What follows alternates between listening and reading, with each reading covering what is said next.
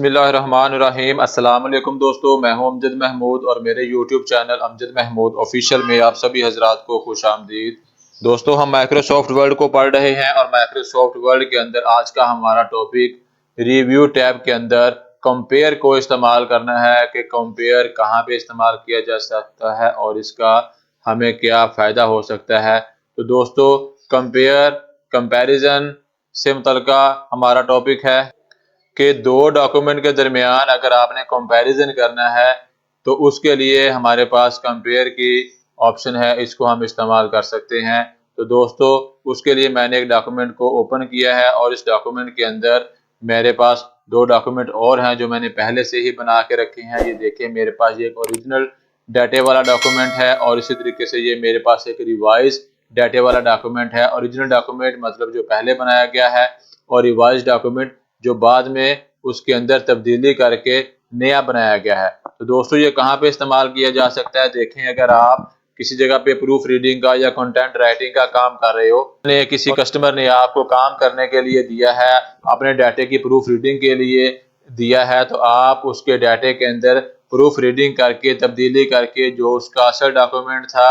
वो और जो आपने चेंजिंग की वो चेंजिंग करने के बाद अगर आप चेक करना चाहते हो कि पहले उसका डॉक्यूमेंट कैसा था और अब उसका डॉक्यूमेंट कैसा है, या आप उसको चेक करवाना चाहते हो कि जी पहले आपका डॉक्यूमेंट ये था और उसके अंदर जो मैंने तब्दीलियां की हैं अब उसका डॉक्यूमेंट ये है, और दोनों के दरमियान आपने कंपैरिजन करवाना है, तो उसके लिए आपके पास माइक्रोसॉफ्ट वर्ड के अंदर कंपेयर की ऑप्शन है, जिसको इस्तेमाल करके आप दो डॉक्यूमेंट के दरमियान कंपैरिजन करवा सकते हैं। तो चलें शुरू करते हैं। जैसे ही मैं कंपेयर के ऊपर आता हूं तो ये देखिए, मेरे पास एक मोर का बटन बना हुआ है। जब मैं इस बटन के ऊपर क्लिक करता हूं तो मेरे पास नीचे दो ऑप्शन है, एक कंपेयर की है और एक कंबाइन की है,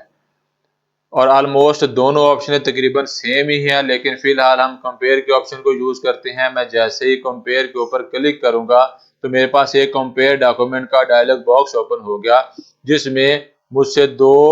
टॉपिक पूछे जा रहे हैं, एक ओरिजिनल डॉक्यूमेंट और एक रिवाइज डॉक्यूमेंट। तो जो मैंने डॉक्यूमेंट पहले बना के रखे हैं ओरिजिनल डॉक्यूमेंट, मैं इस जगह पे सिलेक्ट करूंगा तो ये जो आपको साथ एक फोल्डर का निशान नजर आ रहा है, इस फोल्डर के निशान के ऊपर क्लिक करके आप अपने कंप्यूटर के अंदर जहां पे आपने वो डॉक्यूमेंट सेव करके रखे हैं ओरिजिनल डॉक्यूमेंट, उस फाइल को सिलेक्ट करेंगे और उसके बाद हम ओपन पे क्लिक करेंगे तो ये देखें ओरिजिनल डॉक्यूमेंट मेरा इस जगह पे ऐड हो गया। और उसके बाद रिवाइज डॉक्यूमेंट, जो हमने रिवाइज डॉक्यूमेंट तैयार किया था उसको हमने इस जगह पे ऐड करना है। तो उसके लिए इस तरफ ये जो फोल्डर का बटन बना है इसके ऊपर क्लिक करेंगे और जो रिवाइज हमारा डॉक्यूमेंट था उसको हम सिलेक्ट करेंगे और ओपन पे क्लिक करेंगे तो ये देखें दोनों डॉक्यूमेंट हमारे इस डायलॉग बॉक्स के अंदर ऐड हो गए। अब हम जस्ट ओके के ऊपर क्लिक करेंगे तो ये देखें हमारे पास इस तरीके से ऑप्शन आ गई, जो हमने डॉक्यूमेंट ऐड किया था और जो डॉक्यूमेंट हमने रिवाइज किया था वो दोनों डॉक्यूमेंट का डाटा इस तरीके से हमारे पास ऐड हो गया, जो कि कुछ डिफरेंट तरीके से आपको दिखाई दे रहा है। तो सबसे पहले अब हमने करना क्या है, हमने ऑल मार्कअप की ऑप्शन यहाँ पे भी इस्तेमाल होगी। इस ऑल मार्कअप के ऑप्शन के अंदर आकर हम इसमें से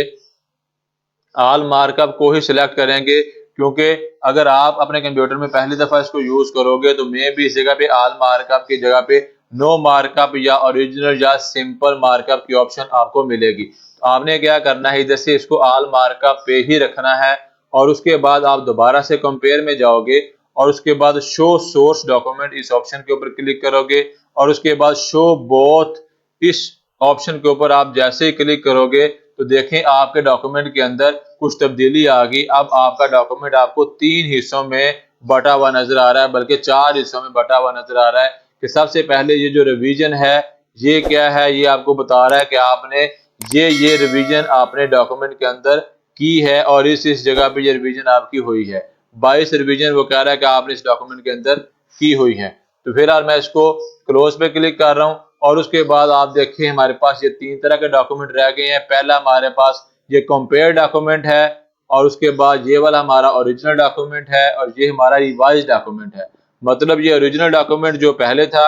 और ये रिवाइज डॉक्यूमेंट है, और ये इन दोनों डॉक्यूमेंट का कंपैरिजन होकर हमें नजर आ रहा है कि जहां पे आपका असल लफ्ज था वहां पे आपने क्या तब्दीली। तो ये देखें, जैसे हमने ट्रैकिंग के ऑप्शन को यूज किया था, तो ट्रैकिंग के ऑप्शन के अंदर हमने देखा था कि ड्राइव लफ्ज हमने लिखा था पहले और उसकी जगह पर नया लफ्ज हमने पेन ड्राइव लिखा, और ड्राइव लफ्ज को हमने एक्सेप्ट किया, पेन ड्राइव को हमने रिजेक्ट किया। तो ये आपको इस तरीके से जो रेड कलर में आपको नजर आ रहा है, ये रेड कलर में हमने इसके अंदर डाटा रिवाइज किया हुआ है। और अगर आपका डॉक्यूमेंट बड़ा है तो जैसे ओरिजिनल डॉक्यूमेंट के ऊपर आके आप अपने माउस से इस डॉक्यूमेंट को स्क्रॉल करोगे, तो जब ओरिजिनल डॉक्यूमेंट स्क्रॉल होगा तो उसके साथ आपका रिवाइज डॉक्यूमेंट भी ऑटोमेटिक स्क्रॉल होगा और उसके साथ आपका कंपेयर डॉक्यूमेंट भी ऑटोमेटिक स्क्रॉल होगा। तो इस तरीके से स्क्रॉल करके आप चेक कर सकते हो कि जी कहाँ कहाँ पे हमने इस डॉक्यूमेंट के अंदर तब्दीली की है। जैसे कि ये देखो,